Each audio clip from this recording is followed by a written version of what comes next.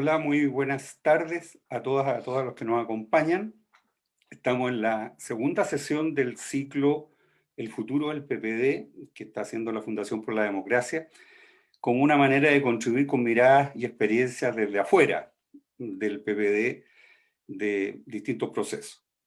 El día de hoy tenemos invitado a Juan Pablo Luna, que, aunque a lo mejor no le guste a él, voy a decir que uno de los intelectuales del momento, en mi opinión, junto con Katia Araujo y Manolo Canales, que han, que han puesto una mirada ya hace un buen tiempo distinta de lo que ha pasado en el país, distinta a los intelectuales más clásicos como Carlos Peña o Eugenio Tironi, por decir algo. Y yo creo que esta mirada influyó mucho. Y le hemos pedido a Juan Pablo entonces que nos haga una presentación que va a ser comentada por dos politólogas, Pamela Figueroa y Danae Milners, que están como desde lugares distintos mirando. Pamela ha tenido un rol muy activo en todo el proceso constituyente y lo sigue teniendo. Y Danae ha estado más centrada desde la sociedad civil y desde la pregunta por la participación ciudadana en la Convención Constitucional. Entonces, de alguna manera se complementan en las miradas respecto a lo que nos interesa. ¿Qué nos interesa hoy día y cuál es el marco de esta conversación tan interesante?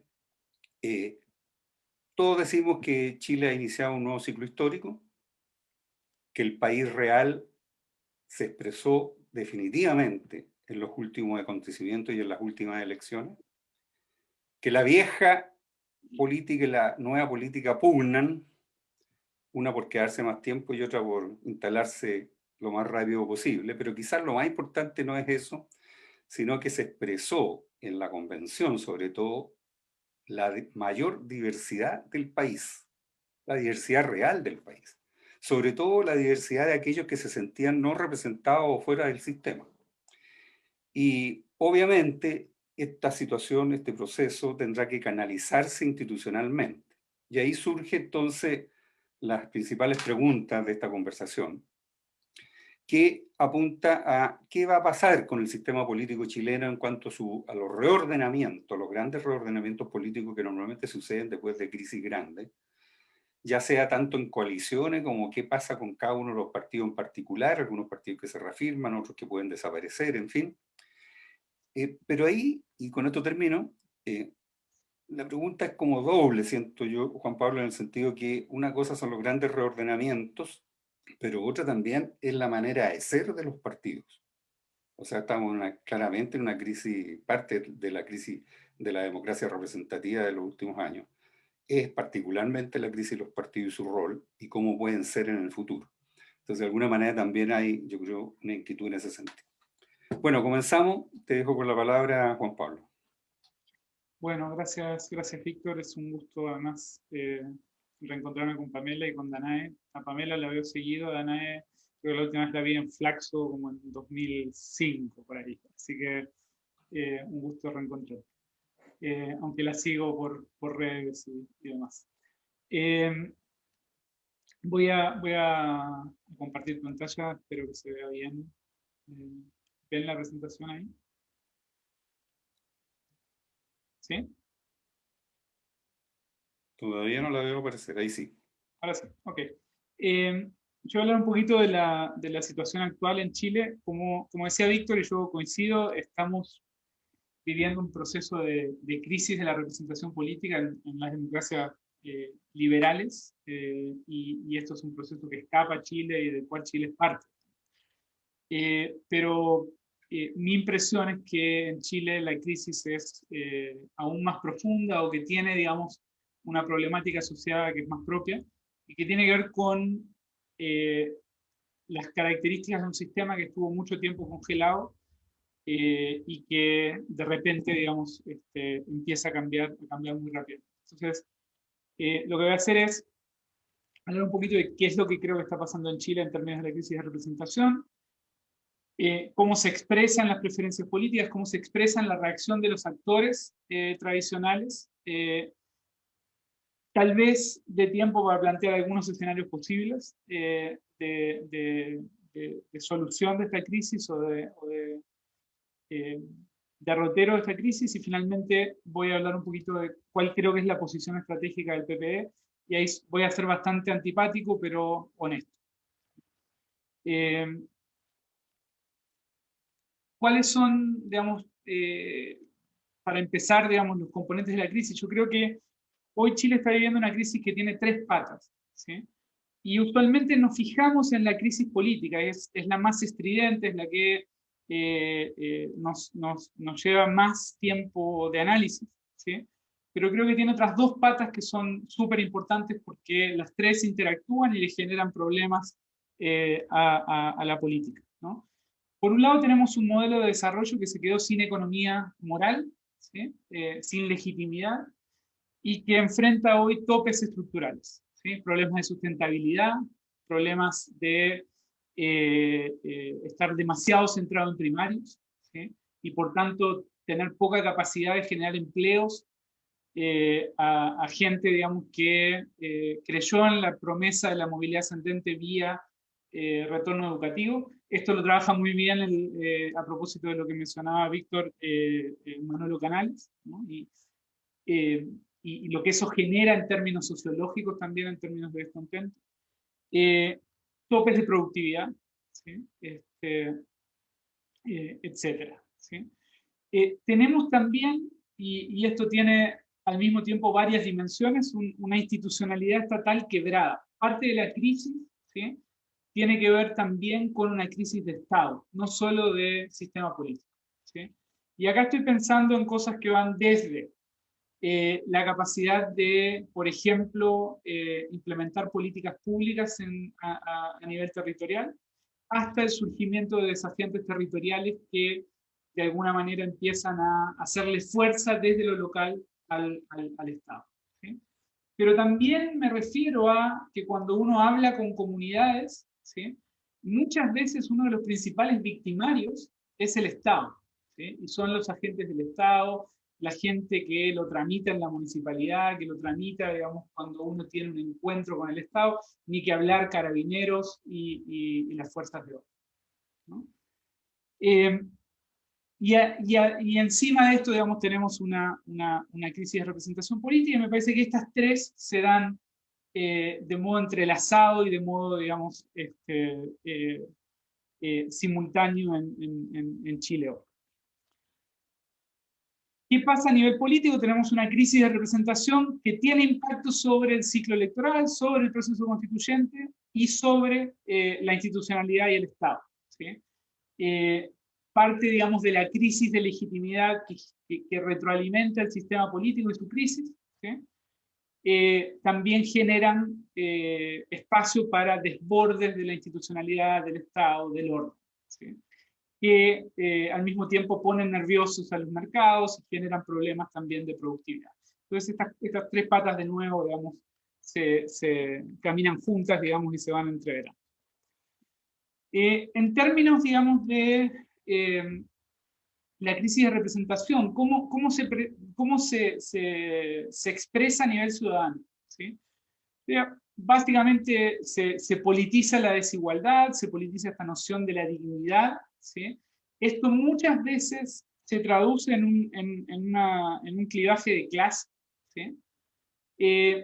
Y cuando uno hace focus group, cuando va a terreno, cuando habla, digamos, con grupos de gente movilizada, encuentra referencias permanentes, digamos, a una serie de cuestiones que aparecen juntas en una noción que yo llamaría como una coalición del abuso, ¿sí? O una coalición de abusadores, también asociada frecuentemente a el modelo, ¿sí? Y acá están los políticos, los partidos, la letra chica, los empresarios, la colusión, la corrupción, las clases de ética, ¿sí? Aparece esta referencia permanentemente, ¿no? A unos cárceles, a los otros clases de ética, la cocina, todo lo que es negociación, el CAE, ¿sí? Los bancos, las AFP, los jueces, los fiscales, los pacos, ¿sí? Los pacos usualmente, digamos, después del 18, también después del 18 empiezan a ser politizados en esta clave los medios de comunicación tradicional, y empiezan a ser impugnados los medios de comunicación tradicional. Y a esto se suma bueno, el patriarcado desde la revolución feminista, y al mismo tiempo todo lo que, por ejemplo, hace el gobierno hoy en términos de gestión de la pandemia. Todas estas, digamos, distintas cuestiones se mezclan en esta noción de una coalición de abusadores, ¿sí? Cuando uno indaga más en esto, el descontento no es radical en términos de la articulación de demandas concretas, ¿sí? Es bastante etéreo, digamos, en términos de demandas concretas, es todo, de alguna manera, ¿sí? Es un nuevo trato, consensos, mejores trabajos, cuidado frente al Estado. Mucho, de nuevo, digamos, de reclamo contra el Estado, ¿no? Nosotros en la élite muchas veces pensamos en lo que pasó en el 18 en términos de un clivaje Estado-mercado, ¿sí? Y cuando uno habla con las comunidades, muchas veces el victimario principal termina siendo el Estado, ¿no? Y termina siendo la política tradicional asociada a este Estado, asociada a los empresarios, asociada a esta noción de abuso, ¿sí? Y cuando hablan de consensos, obviamente no hablan de consensos equivalentes a la cocina, hablan de un nuevo consenso que no cristaliza nunca en qué es, ¿sí? En este sentido no tiene un programa concreto, es mucho más una coalición destituyente que constituyente, ¿sí? Pero es muy radical en términos de su cariz antiinstitucional y moralizante. Se plantea frente a la política y frente a la coalición del abuso con desde una perspectiva más bien canceladora, ¿sí? Y desde digamos, desde una tarima en la cual el otro, digamos, es básicamente impugnado de raíz, ¿no? Se monta sobre la activación política de jóvenes y de sectores socioeconómicos que no estaban activados y que habían dejado de votar en los últimos años. Y a mí me gustaría argumentar, y tenemos alguna evidencia que apunta a eso, si hay preguntas puedo, digamos, responder en este sentido, no son las redes sociales. En general, mucha de la discusión pública, de la sensación de la élite, es que esta polarización viene de las redes sociales. Eventualmente las redes sociales la catalizan y la profundizan en algunos casos, pero en realidad esto está en la población, está en la ciudadanía, de una forma mucho más integral que en las redes sociales. Tal vez es menos estridente que en las redes sociales, pero no viene de las redes sociales. Simplemente a modo de visualizar, digamos, el ingreso de los jóvenes y el ingreso de los sectores D y E a la participación electoral. Estos son datos del plebiscito, los que publicó el CERVEL hace unos días. Respecto a la participación por edad, y acá lo que tienen son las comunas de la región metropolitana que crecen más en términos de participación política. Siguen participando poco, pero es donde más se da la participación en términos del aumento. Acá hay algunas, digamos, cómo entra la política y los políticos en esto, digamos, y de nuevo, entra muy imbricado en esta crisis de Estado y de mercado, ¿no?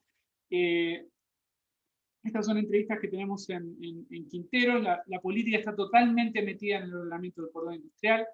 Tienen que entender que tenemos 2 empresas estatales dentro del cordón.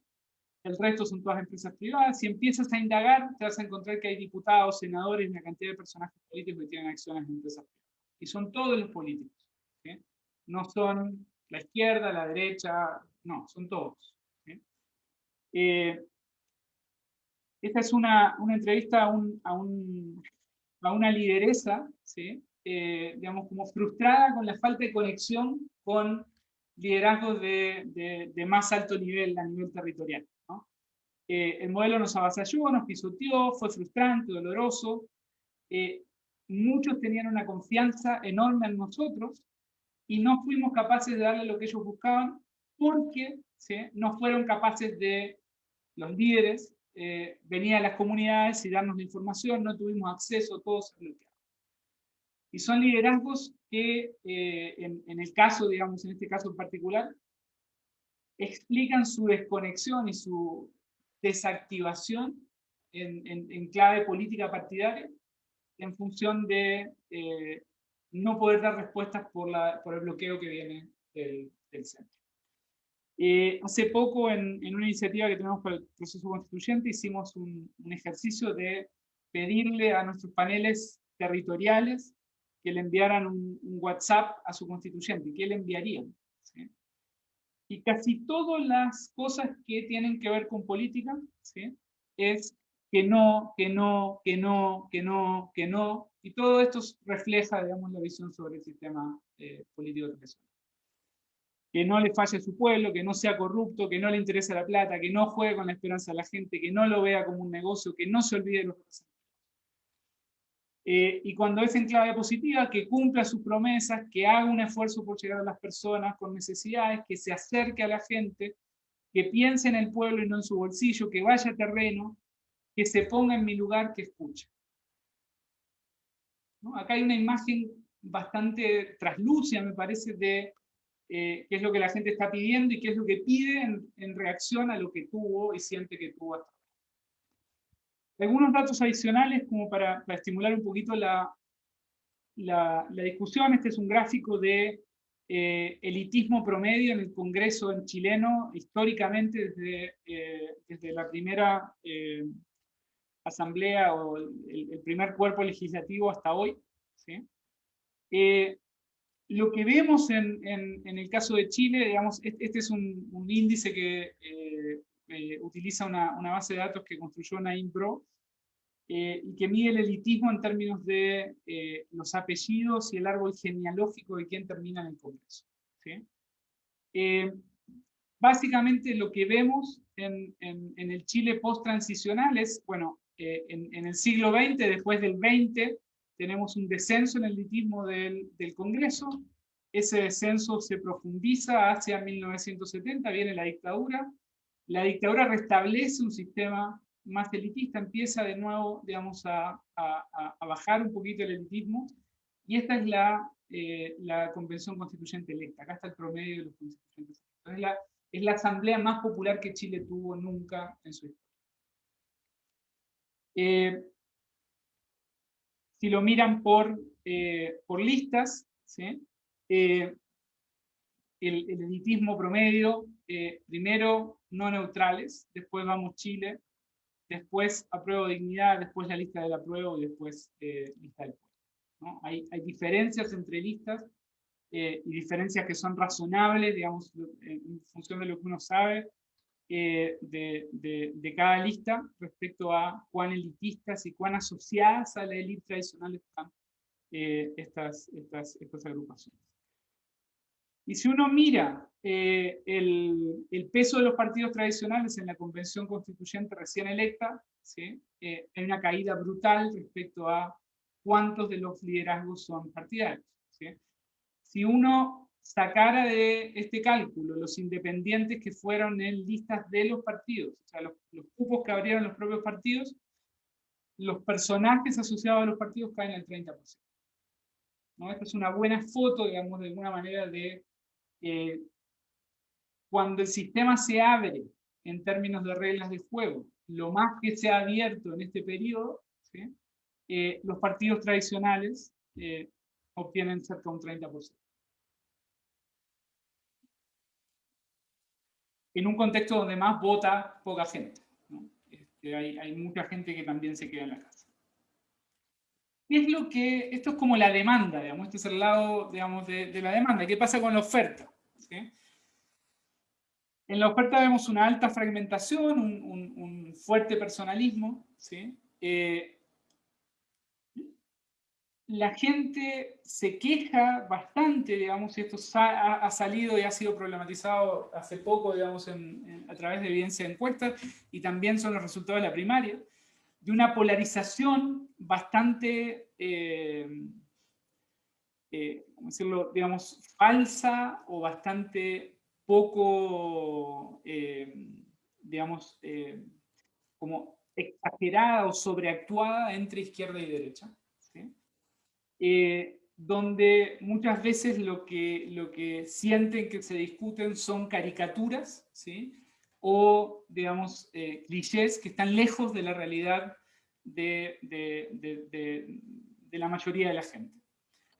Yo creo que lo que vemos es claramente, como en todo este tipo de crisis, una orientación de corto plazo en la racionalidad de los sectores políticos, derrames institucionales, o sea, discolaje, gente que se descuelga, más fragmentación, cálculos cada vez más de corto plazo, una sobreinterpretación de la demanda ciudadana, ¿no? ante esta impugnación sin conexión, ¿sí?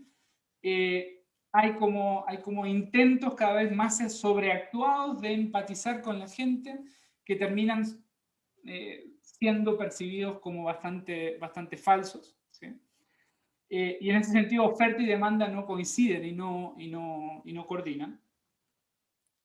Y al mismo tiempo quien escapa a esta lógica, ¿sí? En el corto plazo se ha diluido, ha tendido a diluirse, ¿sí? En términos, digamos, de su capacidad de tracción electoral. ¿Qué es lo que a mí me parece que se puede vislumbrar en términos de escenarios? Hay un primer escenario utópico que tiene mucha gente en la derecha social y en la clase alta, ¿sí? Que es una vuelta al 17 de octubre, ¿no? Como, volver, digamos, a este idílico 17 al oasis, ¿no? Esto es inviable incluso en aproximaciones cosméticas. En este ámbito no tengo que explicar por qué eso es así, digamos, ¿sí? Pero sigue siendo, digamos, un escenario que algunos entretienen como un escenario posible, como una nueva utopía, digamos. Y me parece que es un escenario, digamos, que eventualmente podría, si la crisis, digamos, permanece en el tiempo, si eventualmente perduran, digamos, los efectos sociales, por ejemplo, de la pandemia, podría, digamos, generar una nostalgia que le abra fuego a una derecha más radical, ¿no? Estoy pensando en el Partido Republicano, por ejemplo. En ese sentido, esto mutaría a un nuevo tipo, digamos, de escenario más de corte de liderazgo populista. A mí me parece que estamos súper obsesionados en Chile con el escenario populista. Me parece que tiene poca probabilidad. Todos los candidatos tienen techos bajos, ¿sí? Por ahora los aspirantes a líder populista tienen techos bajos. Les ha ido mal en términos electorales, tanto en vertientes de izquierda como en vertientes de derecha. Yo creo que este es el escenario donde estamos, ¿sí? Que es una deriva más bien a la peruana, no en el sentido peyorativo de punto final o de escenario de llegada a donde está Perú hoy, pero sí en términos de el derrotero del sistema de partidos, un sistema de partidos cada vez más fragmentado, con una polarización más bien evanescente, donde empiezan a ser cada vez más fuertes liderazgos personalistas y territoriales, ¿sí? Esto va a aumentar con los procesos de regionalización y de descentralización que ya han iniciado y que se vienen probablemente en la constituyente, donde hay una inestabilidad política e institucional sin grandes virajes de popularidad, hay poca capacidad de armar coaliciones relativamente estables, ¿sí? No necesariamente este escenario inhibe el crecimiento económico, pero genera informalidad, genera costos de transacción a los mercados, genera una economía y una economía política que es diferente a la que Chile ha tenido hasta ahora. Me parece que acá es donde estamos, y donde estamos hace tiempo, ¿sí? Y un cuarto escenario, para algunos también utópico, es el de una relegitimación de un nuevo pacto y de un nuevo set de reglas, que no puede ser solo constitucional, que tiene que también integrar un pacto social, y que dados los énfasis de quienes resultaron electos a la Convención Constituyente, tiene, digamos, más sentido pensarlo como un pacto socialdemócrata, un pacto, digamos, socialdemócrata ayornado y adaptado a la realidad de Chile. Obviamente este es un escenario a construir y es un escenario difícil, digamos, que tiene una cantidad de obstáculos por el camino. entre ellos la debilidad de los partidos políticos y la incapacidad de generar coaliciones digamos, duraderas, estables y legítimas. ¿Cuál es, digamos, la situación del PPD? Y termino con esto, Víctor, en mi impresión, ¿sí? Y acá voy a ser brutalmente honesto, como diría Calamar. ¿Sí? Es un partido, digamos, que en términos electorales viene en decadencia. Es un partido al que le pesa bastante el sinceramiento de su padrón, ¿no? Termina teniendo un quinto de lo que pensaba que tenía en términos de militantes, y esto pasa, digamos, de forma bastante pareja en todo el país. Y algo que a mí me interesa, digamos, como puntualizar acá, es que es un partido que hace mucho tiempo es descrito por sus propios líderes de una forma bastante peyorativa. ¿Sí? Ahí arriba yo tengo una entrevista con un líder PPD en el 2003. Esta es una entrevista que hice yo en el 2003, donde describe, le pregunto, ¿qué es el PPD? ¿Cómo funciona? El PPD es un archipiélago de liderazgos individuales. En el 2012 hicimos otra serie de entrevistas con directivas de partidos, con cargos altos en el partido. Cuando preguntábamos por el PPD es una abstracción. El PPD es una no organización. ¿No? Obviamente esto tiene que ver con el origen instrumental del partido, digamos, pero hace mucho tiempo que el partido viene siendo visto de esta forma como por sus liderazgos principales. ¿Sí? Todos estos son élite partidaria.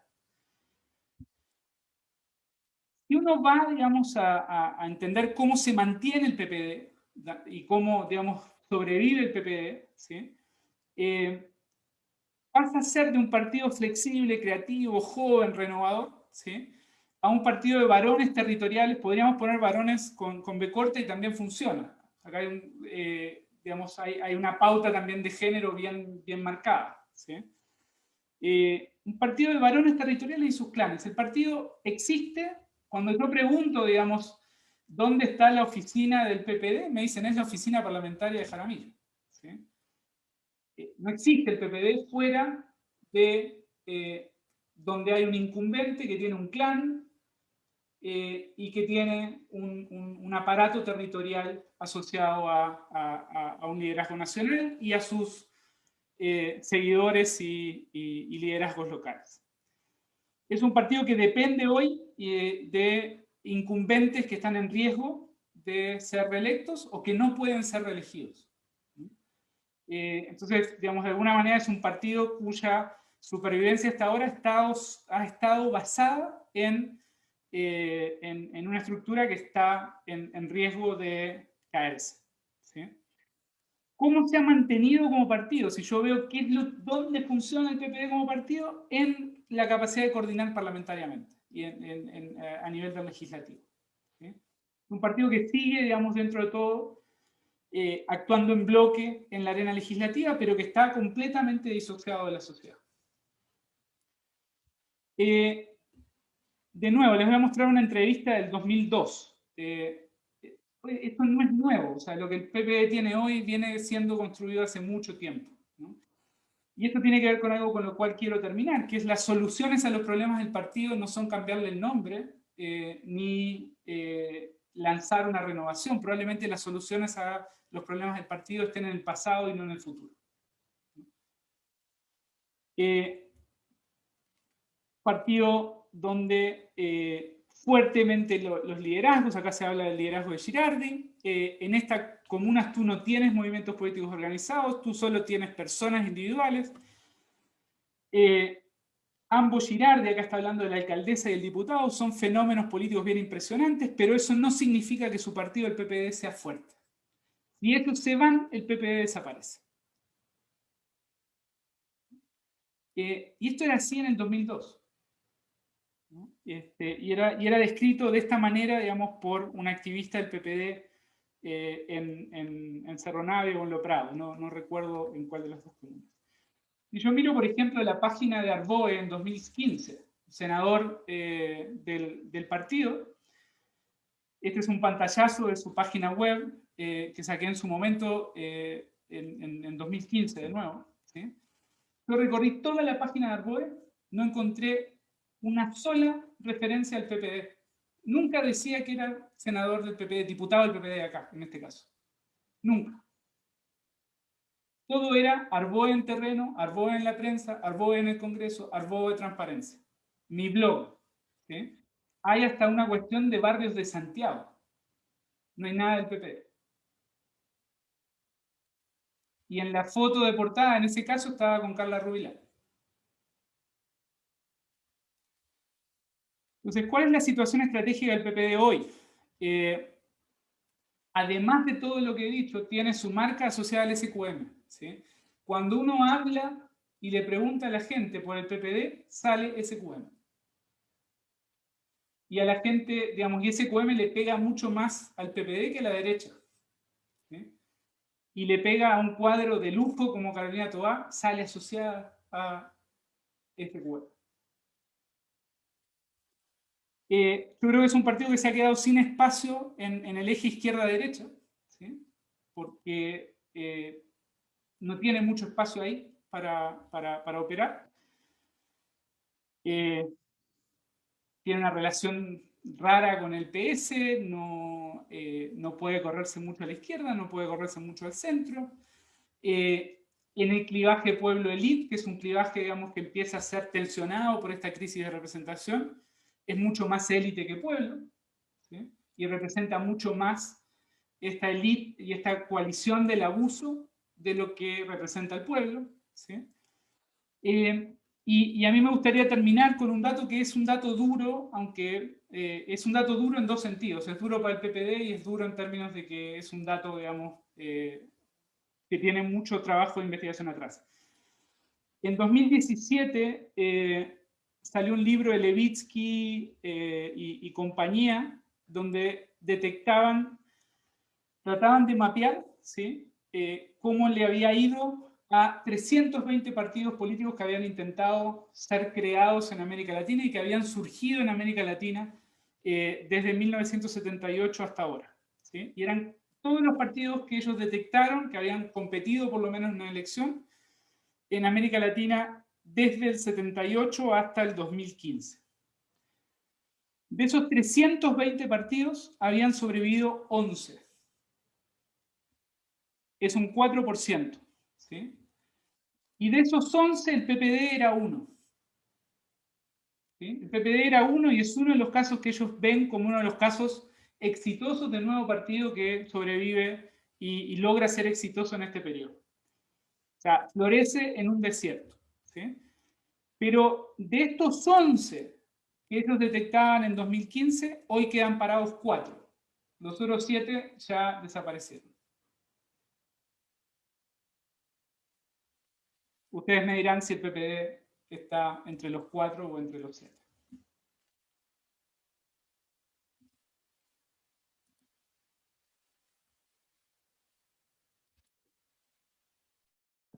Muchas gracias, Juan Pablo, por el marco y por todas las preguntas que nos dejan. Por ahora el PPD está sobreviviendo, está entre los 4. La pregunta que tenemos es cuál es el futuro. Bueno, habíamos acordado entonces que comentaba primero Danae, Milnas, y luego Pamela. Y después yo le hago preguntas. Tiene la palabra, Danae. ¿Se escucha o no? ¿Sí? Sí. Hoy, después de ese final de Juan Pablo, como que, no sé, está como para ponerle música, más que, más que hacer un comentario. Así que como cuesta, pero agradezco tremendamente la presentación y la posibilidad de compartir estas reflexiones con académicos y cientistas políticos de tanto renombre y trayectoria académica, de la cual yo carezco, y así como también con amigos de tantos años. Víctor siempre me pone el desafío de te invito a, y yo soy porque le digo ya, bueno, ya, así como ya voy, y después me quedo así como, pucha, no es llegar y ponerse a hablar, entonces como que me caso sola. Pero bueno, heme aquí, heme aquí nuevamente, Víctor, en este momento y con este desafío tan álgido. Entonces, Pero tú deberás de tener mucha opinión de todo lo que ha pasado y desde ciertas ópticas en particular también. Ya has sí, sido pero siempre protagonista. al final siempre me termino arrepintiendo de haberte dicho que sí, porque es más de lo que, es más del tiempo que imaginaba que iba a tener que ponerle de gana aquí a la conversación. Pero igual es agradecida de poder estar hablando en este momento de tanto cambio para nuestro país y también de movimientos mundiales que se están dando, donde estas crisis que señalaba Juan Pablo se cimientan sobre crisis, ¿no? La crisis de la política, sobre la sanitaria, la económica, la social, y las urgentes transformaciones que tenemos con un cambio climático que tratamos de olvidarlo, y ya no hicimos lo suficiente para combatirlo y solo queda pensar en adaptación. Entonces, en crisis sobre crisis, aquí estamos. Y también estamos con una gran esperanza, ¿no? De este proceso constituyente por años esperado, pero que también sabemos que la historia es larga y que las cosas siempre cuestan. Y como sabemos que cuestan y como conocemos nuestra historia, igual tenemos temores, ¿no? Por el riesgo de retroceso, por las oleadas, y ahí, claro, papá lo dice, ese riesgo del populismo que se ve, no lo veo tan así. Yo creo que siempre tenemos riesgo y tenemos temores a retroceso, sobre todo cuando se ha vivido una dictadura tan brutal como la que existió en Chile, ¿no? Entonces, mucha esperanza, pero en ciertas generaciones, y yo me considero que estoy ahí en esas, que no puedo decir que no tengo miedo, también siempre tengo miedo. Y con falta de liderazgo, que nos ayuden a creer, ¿no? Pero con la convicción de que hay que construir un todo distinto desde otro espacio y desde otra distribución del poder. Y yo creo que un poco lo que los datos que nos da Juan Pablo en base a estudios cualitativos y también cuanti nos dan como esa mirada, ¿no? Y siento que un punto importante de partida también tiene que ver como no ser tan ombliguista y pensar que el problema es solo Chile, la chilena y chileno, o la decadencia de la ex nueva mayoría o de la ex concertación, o las dificultades que hoy día vive el Partido por la Democracia. Sin duda es así, hay un problema, hay una decadencia, hay una falta de conducción. Pero para mirar cómo debemos avanzar, yo creo que tenemos que tratar de ser un poco menos centrados en nosotros mismos, porque de repente importamos bastante menos de lo que creemos. Y en ese sentido, como releyendo cosas, siempre se llega a Bauman, y no porque hoy día todo el mundo diga que todo es líquido, ¿no? Que ya es como, se ha vuelto como un sentido como ya repetido y común, sino en la lógica del poder y la política como viven hoy día y se mueven en forma separada una de la otra. Y cómo ese divorcio definitivo nos aguarda a la vuelta de la esquina.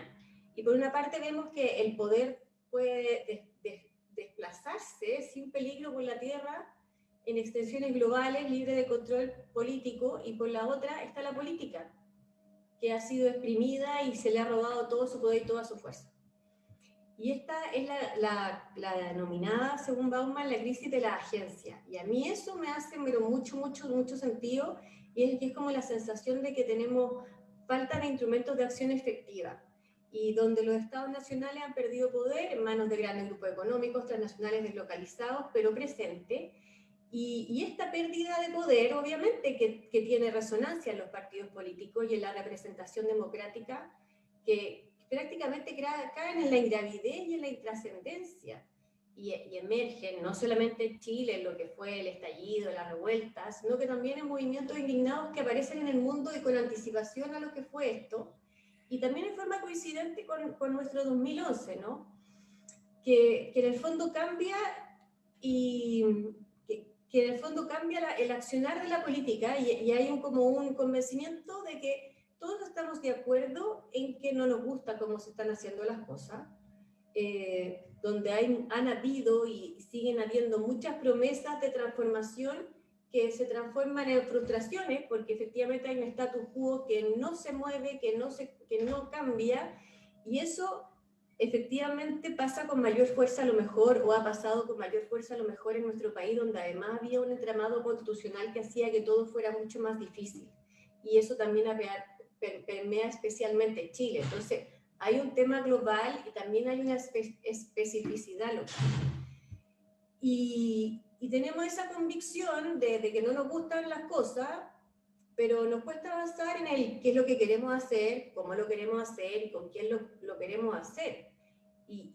Efectivamente, cómo podemos hacer posible aquello que nos decía Juan Pablo, que salían los datos de ese cambio por mayor dignidad, ¿no? Mayor dignidad y también por lograr mayor bienestar, ¿no? O sea, como ya no se puede hablar de desarrollo, sino que hablamos de bienestar, de un bienestar además que es objetivo y también es subjetivo.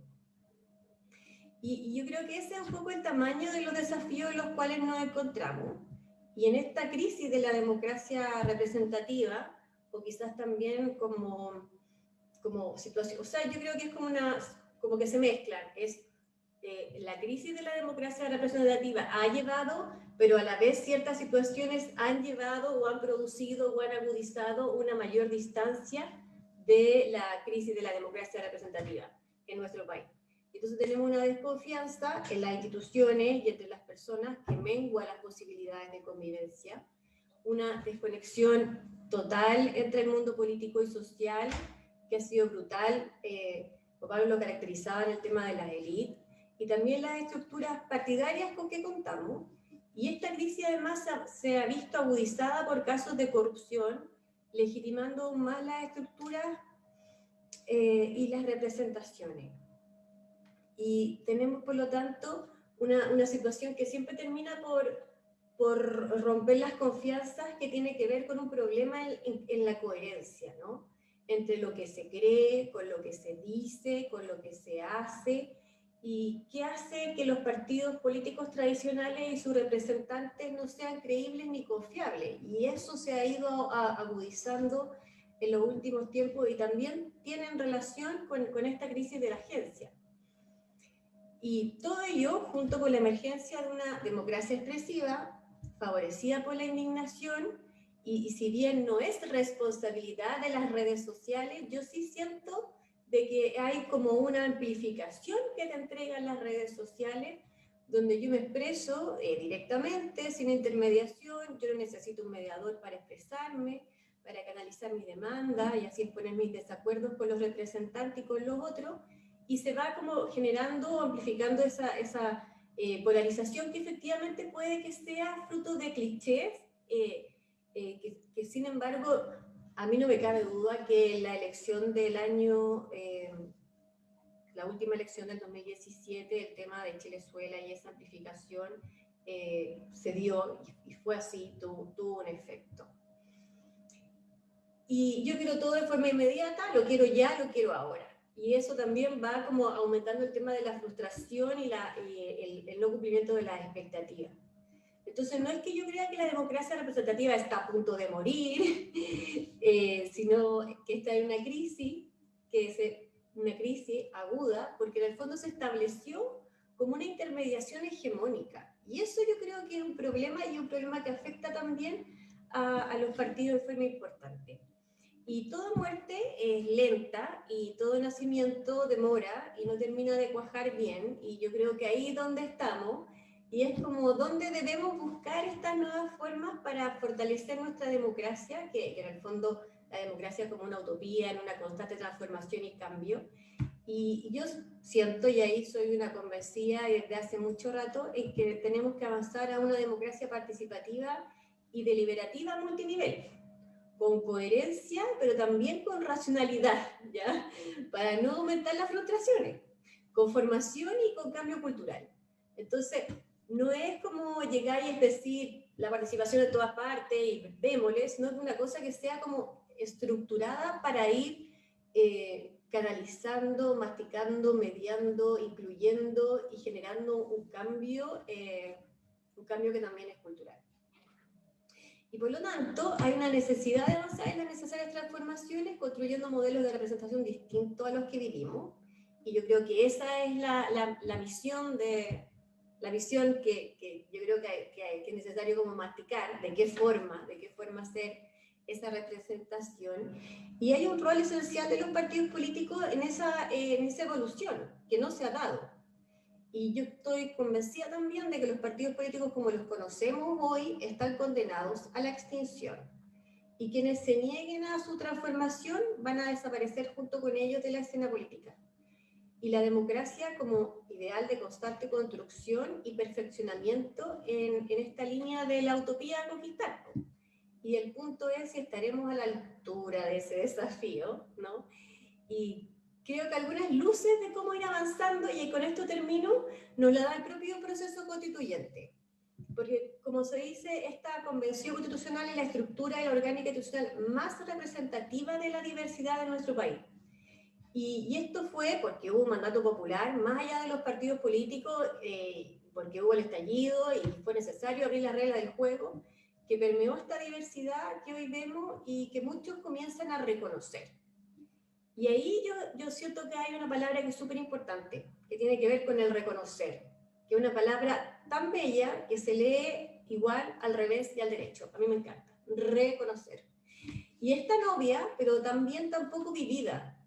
Y solo ese reconocimiento es lo que nos va a permitir la empatía para mejorar la convivencia y avanzar en el nuevo pacto social con inclusión. Y ahí es donde yo ahí me caso con el escenario 4 que decía Juan Pablo, como constitución más pacto social. Bueno, eso es lo que yo creo que es la tarea que necesitamos. No sé si tenemos las posibilidades para poder ir haciéndolo, ¿no? Pero para hacernos cargo de las desigualdades de trato que nos evidencia el estallido, en conjunto con las otras desigualdades que nos llevó a ello, es donde necesitamos efectivamente el avanzar en ese pacto social con inclusión. Y la importancia de las formas como recuperar la legitimidad y el espíritu comunitario, de cuerpo, de sentir que se es parte de algo distinto, de distintos niveles, y partiendo del nivel más cercano, donde el deber ser se debe conjurar o conjugar con el querer ser, donde debe existir flexibilidad para entrar y para salir, y para estar y para ser en coherencia. Y yo creo que cuando hablamos del PPD, ¿no? Así como en forma específica, o de las cosas que nos pasan en nuestro sector, yo dije, ya no voy a hablar de mí, no les voy a contar mi triste historia de frustraciones o el camino a realizar. Pero sí hay algo que me parece que es importante de señalar, que yo hace 10 años escribí una columna en El Mostrador que hablaba de los déficits de la democracia en Chile, y la señalaba como una democracia anoréxica.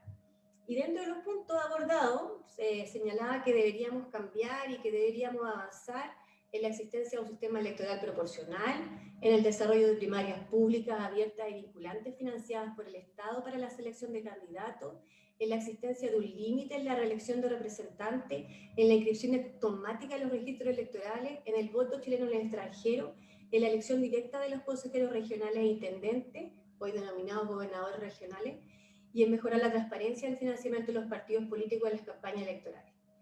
Y avanzaron todo eso. Desde esa columna que yo la escribí hace 10 años, avanzamos en esos puntos. Obviamente faltan otros, y esos otros que hoy día que faltan, que estaban en esa columna, tienen que ver con el proceso constituyente, que abre un espacio para avanzar en los temas que aún están pendientes, en la existencia de iniciativa popular de ley, en la convocatoria ciudadana a plebiscitos nacionales, en la creación del defensor del pueblo, en modificar los elevados foros constitucionales del proceso legislativo, en contar con una carta magna legítima en su origen, democrática, en su formulación y participativa en su constitución. Y lo que me da lata es que después de haber escrito esto y todo, no puede ser que después de haber estado tanto tiempo luchando por estos cambios, nuestros partidos se queden fuera de usarlos, porque no saben dialogar, porque no saben articular, porque no saben representar, que es el valor de la política, por más que tengamos problemas de vaciamiento de poder y de agencia. Y es cómo restarse del necesario proceso de profundización democrática, es agudizar la falta de coherencia entre lo que se dice, se hace y se cree. Y es quedar fuera del proceso de democracia que necesitamos para democratizar nuestra democracia y reconstruir el pacto social en coherencia. Entonces, con eso me quedo. Dije que no iba a hablar de lo que pensaba y de lo que... pero no pude evitarlo. No pude evitarlo. Ok, esa fue la mejor parte. Pamela, tienes la palabra. Bueno, muchas gracias, Víctor, a la Fundación por la Democracia, por la invitación, a Juan Pablo Luna y a Danae Mlinars por sus reflexiones tan interesantes. Es difícil en 10 minutos abordar este tema, pero voy a hacer el esfuerzo. Y claro, yo hablo desde una posición un poco distinta y quiero como plantear esa posición, porque en el fondo no solamente del análisis, del estudio de la crisis de representación y el sistema de partidos, sino porque también me ha tocado estar mucho de la parte de la solución, ¿ya? Me tocó desde las Express diseñar, redactar, tramitar todas las reformas políticas entre el año 2014 y 2016, sistema electoral, ley de cuota, partido, financiamiento, ser la contraparte de la Comisión Engel, etc. Me correspondió diseñar e implementar el proceso constituyente de 2016, después estar en la mesa técnica que elaboró la reforma constitucional al capítulo 15 en el que estamos. Entonces, también me gustaría como transmitir un poco como esa visión de no solamente hacer el análisis, el diagnóstico, sino que también abordar qué tipo de soluciones se han ido haciendo, se han podido ir haciendo y qué implicancia eso tiene para el escenario actual. Entonces, lo primero, coincido plenamente con el diagnóstico de la crisis de representación. Y me parece que es una crisis de representación y fundamentalmente una crisis también de legitimidad y confianza, ¿ya? Hay un problema que tiene la sociedad chilena, que no solamente tenemos una crisis de confianza hacia las instituciones, sino que también tenemos un grave problema de confianza interpersonal y que probablemente eso no se puede definir como una crisis porque la confianza interpersonal ha sido siempre muy baja, ya desde la década de los 90, desde el retorno a la democracia. Y eso creo que es un factor importante como también de fondo para entender el escenario actual. Tenemos también una transición a la democracia que se da en un contexto bastante complejo, una transición pactada que no nos permitió, ¿no es cierto?, hacer el cambio constitucional que probablemente debimos haber hecho en ese proceso de transición, y la opción que se toma en el caso chileno es de la reforma constitucional. Nosotros hacemos las reformas del año 89, las del 2005, que fundamentalmente abordan lo que Manuel Antonio Garretón llamó como los enclaves autoritarios, y creo que eso es bien importante notarlo porque nosotros en el 2005, cuando el presidente Lagos lideró la segunda reforma constitucional, se habló de que se había terminado la transición, de que ese era el momento, ¿no es cierto?, en que se había profundizado la democracia, pero paradójicamente, justamente el año 2006, cuando se inicia el ciclo de movilizaciones sociales, que son las del 2006, las del 2011, y bueno, luego las del 2018 y 2019, ya si uno quisiera hacer como ese seguimiento que en alguna medida definió Juan Pablo. Y entonces el ciclo, en el fondo, el nuevo ciclo político, a mí me parece que se empieza como a germinar desde ese momento, ¿ya? Y de hecho hay varios trabajos que ha hecho Juan Pablo sobre la desinstitucionalización del sistema de partidos, que es más o menos del 2010 en adelante, ¿ya? Eso significa cuando los partidos políticos empiezan a perder esa raíz con la ciudadanía, ¿ya? Esa territorialidad, la relación... la base más territorial. Entonces creo que es importante poner el foco ahí, porque nosotros pasamos de un ciclo, ya que era como dictadura-democracia, y el clivaje político estuvo relacionado a ese punto, hacia el año 2010, 2013, y por eso me voy a referir al gobierno, al segundo gobierno de la presidenta Michelle Bachelet, a un clivaje que tenía que ver más bien con la modernización, ¿ya? Desde mi perspectiva me parece que ese es un punto que además nosotros lo escribimos y publicamos con mis colegas Nicolás Izaguirre y Tomás Jordán en un libro que escribimos sobre la crisis del hiperpresidencialismo. Entonces, el clivaje que uno puede ver de ahí en adelante es un clivaje más bien modernizador, ¿ya? ¿Y a qué me refiero con eso? En que la sociedad chilena había cambiado y evolucionado de una manera bastante importante, pero la rigidez institucional dada por nuestra constitución política, ¿ya? Y por el lugar que se le dio a los partidos políticos en ese contexto, porque una constitución política autoritaria que tenía plena desconfianza de los partidos y la sociedad civil, y por tanto se generó un diseño institucional que tenía a los partidos muy acotados, ¿ya? Y después quiero hablar sobre los efectos de eso en la individualización de la política, que es algo que coincido plenamente con lo que plantea Juan Pablo. Ese clivaje de modernización no se logró resolver con las reformas del año 2005, y eso hace, ¿no es cierto?, que en una sociedad más abierta, ¿ya? Con más acceso a redes, a través de internet, pero también más abierta en términos políticos, se empieza a generar este gran distanciamiento que hoy día vemos con mucha nitidez entre la ciudadanía y la élite. Pero la élite finalmente logra sobrevivir en ese contexto, ¿no es cierto?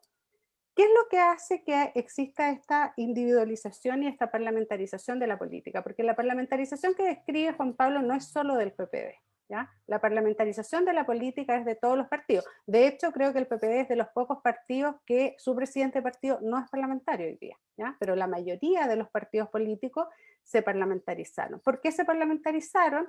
Porque el diseño institucional, ya de la Constitución del 80, que tenía un sistema electoral, que es el sistema electoral binominal, tuvo como principal efecto no solo la binominalización de la política, tuvo como principal efecto la individualización y las carreras individualistas de la política. Porque finalmente con el sistema electoral binominal, los políticos y las políticas no competían con su adversario político, competían con su propio compañero de lista, ¿ya? Y eso generó, ¿ya?, que los parlamentarios y las parlamentarias finalmente constituyeran carreras políticas individuales e individualistas. Y eso no es solo un problema del PPD, creo que es un problema de todo el sistema de partidos. Y eso, cuando se da la reforma electoral del sistema electoral, el año 2014, porque en el fondo yo creo que el año 2013, para poder tratar de hacer una síntesis, el triunfo de Michelle Bachelet para el segundo mandato, creo que ella con mucha visión tenía un diagnóstico muy claro de esta crisis de representación. Entonces ella propone un cambio constitucional, pero entendiendo que era muy difícil hacer un cambio constitucional en un contexto de crisis de representación del sistema político, propone las reformas políticas y cambia el sistema electoral binominal a uno proporcional moderado, pero en el contexto de negociación que se da ese cambio del sistema electoral, pasamos a un sistema electoral proporcional, pero con listas abiertas todavía, como son las que tenemos ahora, y por tanto no se soluciona el problema de la individualización ni de la parlamentarización de la política, ¿ya? Entonces los partidos, hay más partidos, ya se abre el sistema, pasamos de 12 a 17 partidos con representación en el Congreso, pero persiste el diseño institucional que fomenta la individualización, ¿ya? Entonces, los partidos políticos finalmente cedieron al cambio en el sistema electoral, pero ese era un punto muy importante. Y además, bueno, se bajan los umbrales, eso después se corrigió, pero se bajaron los umbrales de existencia de los partidos, y eso también generó una mayor fragmentación, porque cuando tú tienes un cambio en el sistema electoral, generas una ley de partidos que por primera vez se regulan los partidos, se genera cierta democracia interna de los partidos, o sea, esta es la primera vez que una ley de partido en Chile obliga a que los partidos por lo menos elijan a sus directivas nacionales. Pero cuando se hizo ese debate, los partidos no estuvieron disponibles a democratizar internamente los partidos en sus otros órganos, ¿ya? Hubo una gran resistencia a que sucediera. Entonces, si a mí me preguntaran recomendación, primera recomendación, democratizar internamente los partidos. Segunda recomendación, transparentar más los partidos políticos, porque yo creo que ese es otro de los problemas que tenemos hoy día como sistema.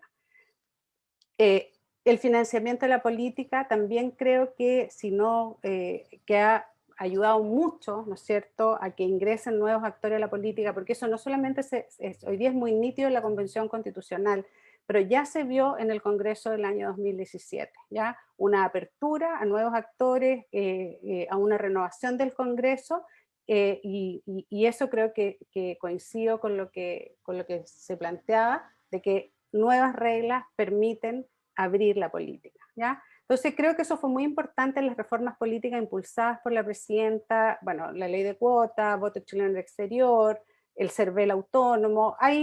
Creo que ha sido la reforma política más importante en los últimos 40 años en términos de sistema. Eso permitió, ¿no es cierto?, de alguna manera soltar un poco esta rigidez que teníamos del sistema político. Pero los partidos políticos, por estas ciertas características en el sistema electoral y en la definición del Congreso, que además se genera este círculo en que como el Congreso, como los partidos están parlamentarizados, en general las definiciones que se dan están muy asociadas a beneficiar también al actor parlamentario, ¿no es cierto? Por eso cuando uno dice por qué los partidos se distancian de la ciudadanía y por qué los partidos se individualizan, porque igual los partidos saben, y en esto también voy a ser como bien directa, y algo que yo he hablado muchas veces al interior del PPD, que un parlamentario con el 11 o 12% se elige parlamentario, y ese es el electorado que requiere, no requiere mucho más que eso, ¿no es cierto? Entonces, creo que eso fue el cambio de las reglas electorales entre el año 2014 y 2016, permitieron ya descomprimir cierta rigidez del sistema político, y probablemente el proceso que debió haber continuado era el proceso constituyente, que se inicia el año 2016, pero luego con el cambio de gobierno eso se detiene. Al detener el proceso constituyente, obviamente se generó una tensión mucho más fuerte, ¿no es cierto?, entre el cambio social que se venía dando y esta rigidez institucional, y probablemente la revolución feminista del año 2018 y el estallido social de 2019 son la llave que permite, ¿no es cierto?, no solamente tener ese acuerdo social amplio por un cambio profundo, que ya habíamos visto el 2016, el 2018 y el 2019, logra el acuerdo político amplio, ¿ya?, donde los partidos políticos finalmente acceden ya a iniciar un proceso constituyente. Y probablemente eso por el gran temor, ¿no es cierto?, de que un poco se fuera al peor escenario que describía Juan Pablo en ese momento.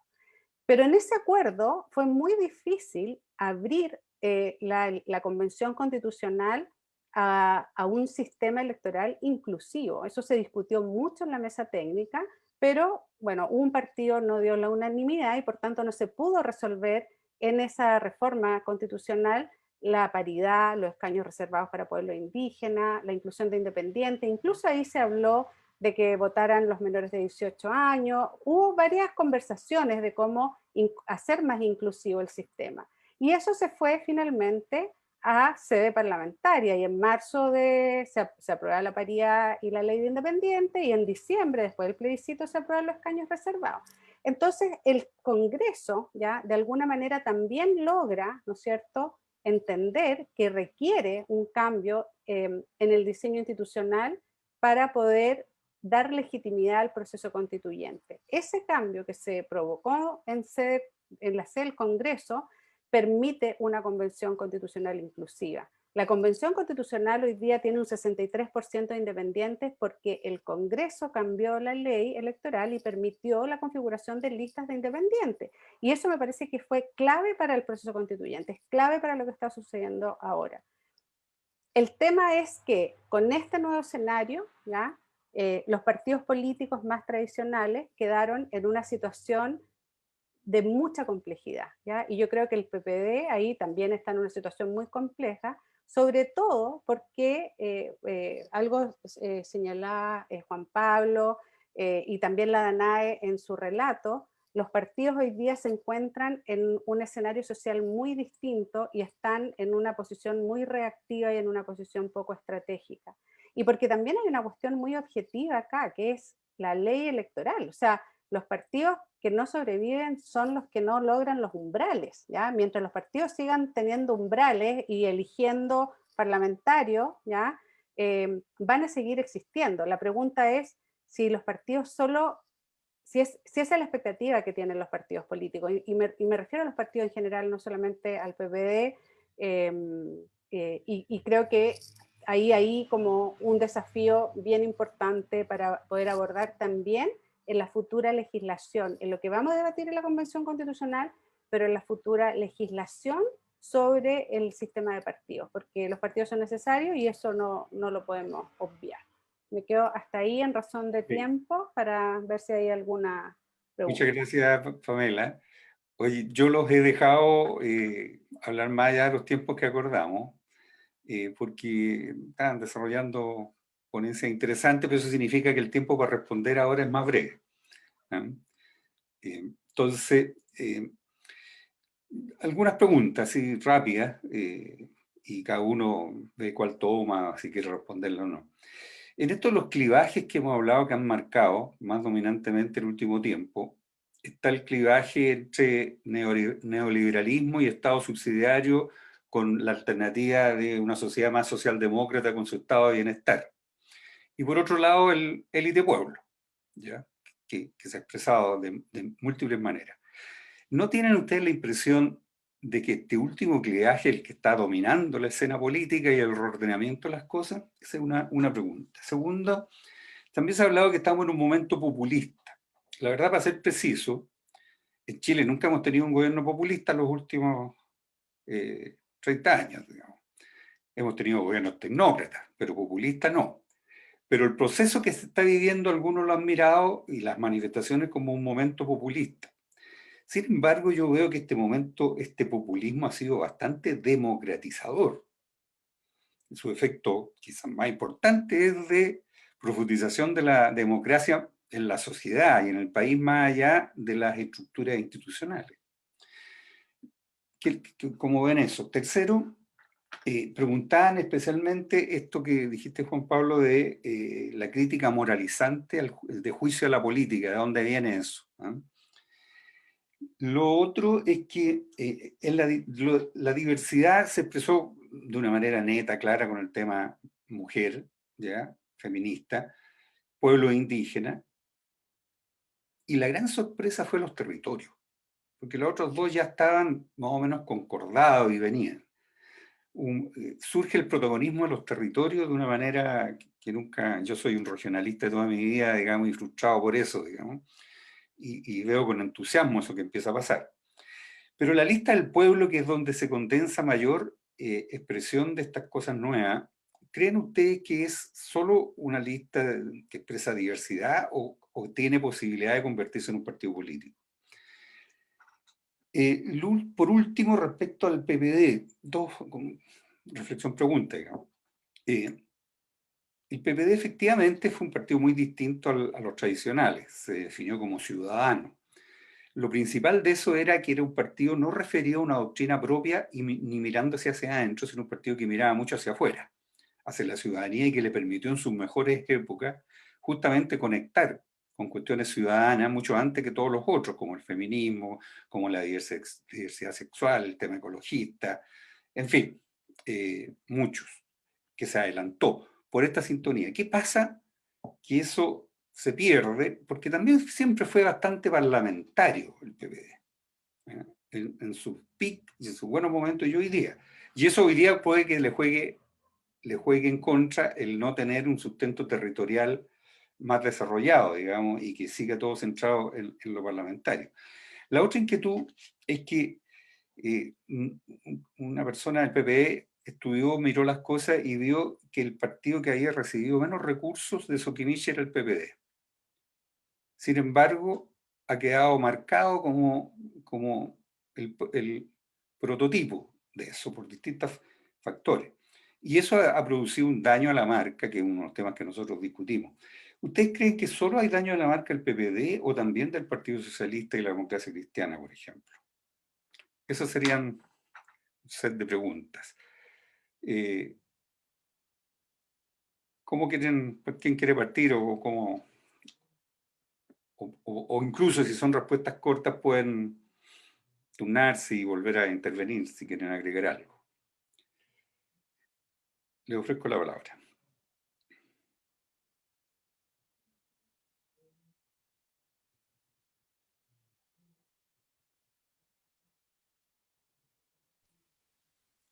Juan Pablo, partes tú.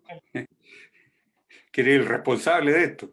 A ver, voy a tratar de hacer respuestas cortas a todo.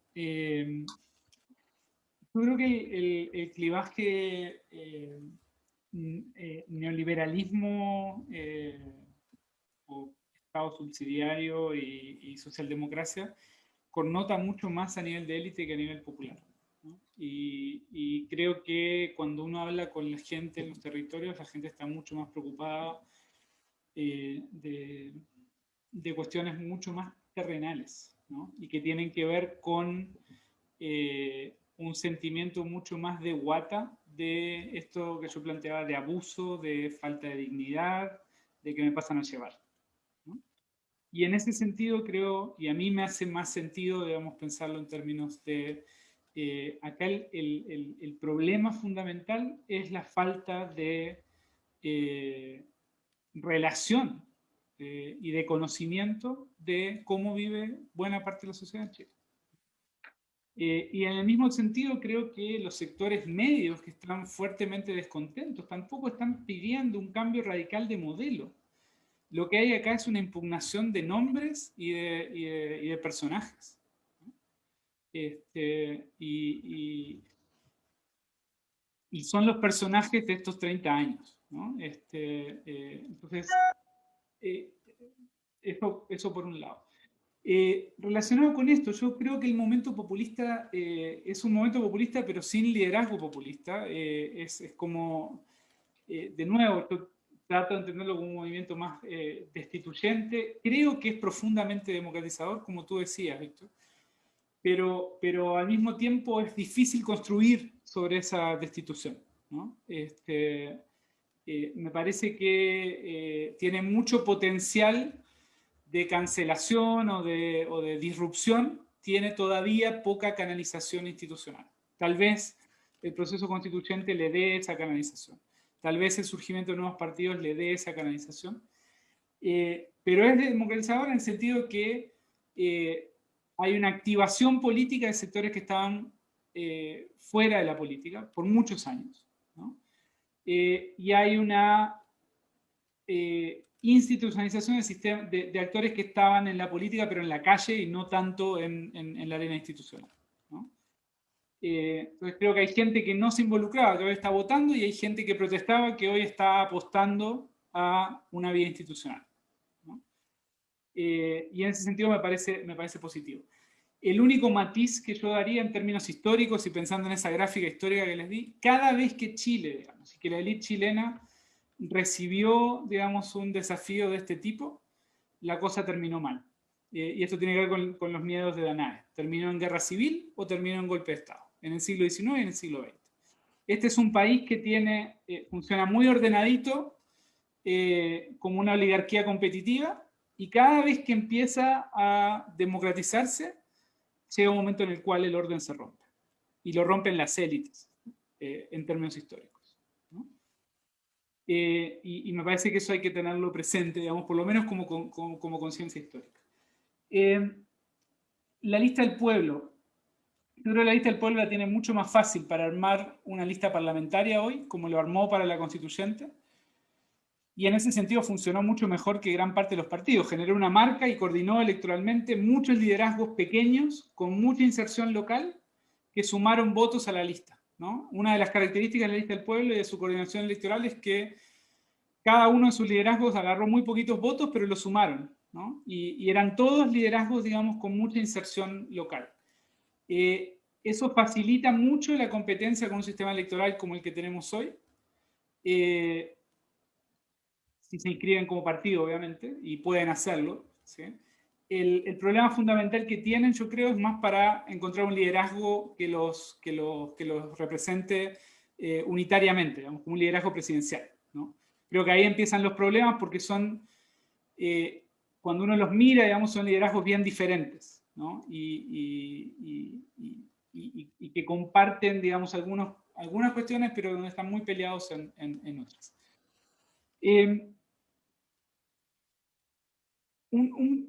A mí me gustaría decir un par de cosas y para ir terminando con esto, pero que creo que son importantes respecto al argumento de tanto de Danae, digamos, pidiendo las soluciones institucionales hace 10 años, como de Pamela, digamos, siendo, digamos, artífice y factotum, digamos, de muchas de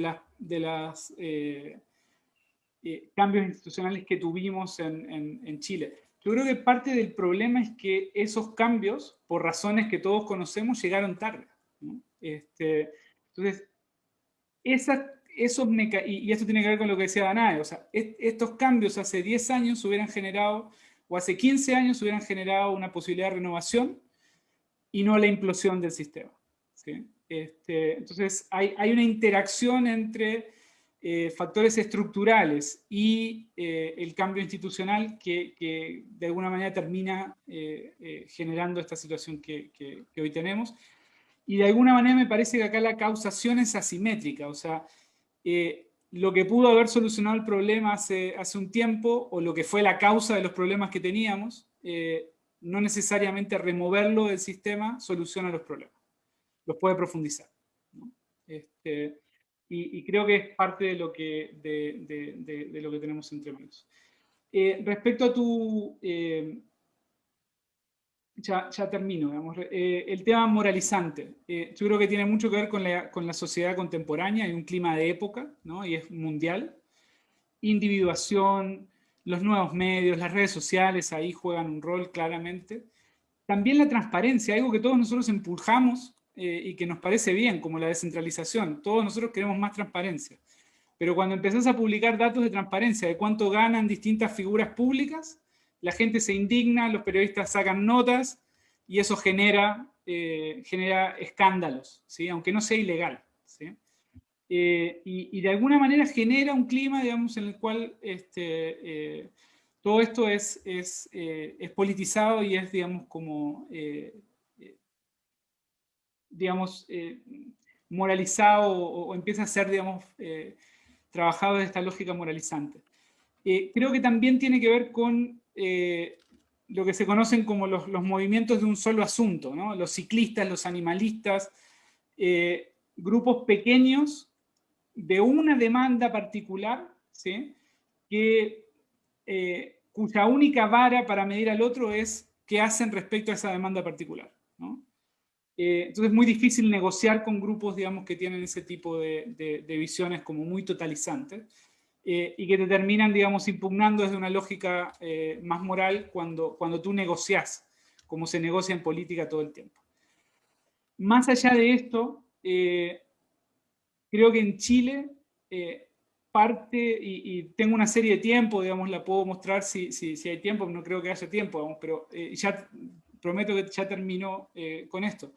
En Chile hay un antes y un después del caso Cabal. Yo hice una serie, tengo 28 escándalos de corrupción a lo largo del tiempo. El caso Cabal destruye, termina de destruir, ¿sí?, la confianza en el sistema de partidos y en una cantidad de instituciones públicas. Ahí hay una cascada en términos de legitimidad. Y eso es lo mismo que le pasa al PPD con un SQM. Todo el mundo espera que el SQM financie a la UDI, pero lo que es tremendamente doloroso es que financie al PPD. No importa que hayan sido 2 pesos, importa que tienen las manos sucias, ¿no? De nuevo, es moralizante, no es cuánta plata, es te sentaste a la mesa y recibiste financiamiento de esta gente, del yerno de Pinochet, ¿no? Esa es como la típica. Y lo último, respecto al PPD, yo estoy de acuerdo, el PPD era un partido de aire más que de tierra, ¿sí? Eso es muy moderno, ¿sí? El tema es que quedás muy atado a liderazgos que cada vez son menos y que cada vez empiezan a tener una reputación más compleja, ¿sí? Yo estoy de acuerdo con lo que dice Pamela, todo el sistema se parlamentarizó, las excepciones son la UDI, que tenía una estructura porque tenía plata que no dependía de los congresistas, entonces los coroneles asignaban plata desde arriba y tenían una estructura partidaria fuerte. El PS, con sus inversiones, el PPD queda muy atado al financiamiento de sus liderazgos parlamentarios, ¿no? Hasta la última reforma que le da financiamiento al partido, ¿no? Entonces se paga muy caro eso, ¿no? Y el PPD como RN termina atado a controladores bien individuales, ¿no? Uno sabe quién controla el PPD y de dónde viene, digamos, como la estructura de liderazgos del PPD. Eso, perdón si me extendí demasiado. No, muchas gracias. Traté de cubrir todo lo que habían preguntado. Te faltó de la marca el PS y la DC, pero démosle la No, palabra demos tiempo, perdón. a la otra participante. ¿Mm? Bueno, respuestas breves y cerrando también, un poco, lo que quieran responder, por supuesto. Ya, ¿voy? ¿Yo? Ah, Ya. dale, Danae. Estamos como pitipoti. Ya, yo voy a ir porque voy a ir súper cortita y al grano, para que no me salgan pelando. Y voy a tomar solamente algunas cosas. En el tema del clivaje, yo siento que sí, el pueblo todo el rato, el resto es una conversación que no estamos avanzando en ella, pero también yo creo que tiene que ver con el proceso. ¿A qué voy? De que, asumiendo lo que decía Juan Pablo, estamos en un momento desconstituyente, recién se formó la convención, estamos avanzando en el momento constituyente, y lo que nos queda es el momento constitucional. A lo mejor cuando lleguemos a ese momento, donde haya que como entrar a mirar cuál es el país que queremos, a lo mejor ahí vamos a poder entrar a ver ese clivaje más neoliberal, Estado subsidiario con socialdemocracia, bienestar, etc. Pero por el momento estamos pegados en el pueblo y sin mayor posibilidad de transitar a lo constitucional, y eso es un tema de proceso, de cómo avanzar en eso y cómo nos hacemos cargo para también dar ese salto. Además, sobre todo con una agenda electoral como la que tenemos, donde hay elecciones de todo, y todo debería actuar en coherencia. Entonces ahí es donde uno pide que los partidos políticos deberían tener un rol, un rol distinto y jugar distinto a lo que están haciendo hoy día. Momento populista, yo creo que más que momento populista, es momento popular. Momento popular. Y ahí en el momento popular es donde sí, pues, donde surgen mis temores, donde, como dice Juan Pablo, llegamos a nuestra historia. Y además, porque este momento popular ha sido acompañado también de íconos culturales, de música, de imágenes.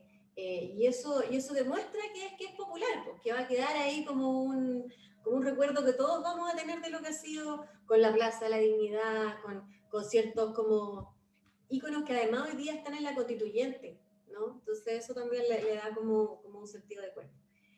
En el tema como de las diversidades y la aparición del territorio, sin duda, yo creo que a pesar de que uno, no sé, yo estaba en el territorio, en mi territorio es chiquitito, pero en mi territorio, ¿no?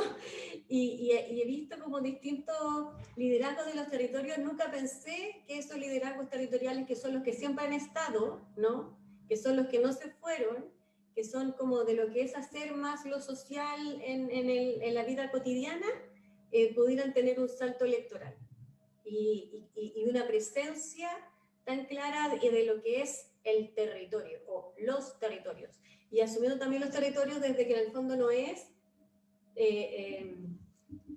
la bandera, sino que en el fondo es una construcción social, y una construcción social también diversa. Y eso me parece que es como, me dan muchas ganas de estudiarlo, de meterme. Bueno, nosotros estamos estudiando eso desde el punto de vista de las políticas públicas y cómo hacerse cargo de ese enfoque territorial en cambiar la forma en que se hace país también. Pero como construcción de liderazgo me parece que es algo bien significativo. Y solamente en el tema de como del PPD, cuando yo estudiaba ciencia política, hace más años de los que dijo Juan Pablo que era la última vez que me había visto, aún, cuando estudiábamos los partidos Atrapa Todo, un ejemplo era el PPD, ¿no? Era el PPD, pero también era el PPD como aquellos partidos que claro, Juan Pablo dice más de aire que de tierra, era como asumiendo como demandas más postmaterialistas que en los 90 no se hablaba de eso, y el PPD sí, y el PP hablaba de diversidades, hablaba del tema verde, ¿no? Y hoy día es mucho más sentido común ese tipo de temas, y el PPD ha perdido esa diferenciación, y sin duda fuertemente marcado con lo de Soquimich. Y si bien la DC y el PS Yo siento que también en los focus group, o por lo menos más que los focus group en las ferias, la gente cuando quiere decir algo del PS, más que de hablar del PPD, habla de San Ramón. Yo creo que ahí hay un daño reputacional más fuerte para el PS. Sin embargo, tanto el PS como la DC tienen una trayectoria ideológica y una historia distinta. Entonces, está San Ramón, pero está Allende, ¿no? Entonces, eso como que te equilibra. En cambio, el PPD quedó fuertemente dañado y como los temas que eran como los propios ya no son propios, yo creo que hay un tema como de vaciamiento. Es como de reputación y de vaciamiento.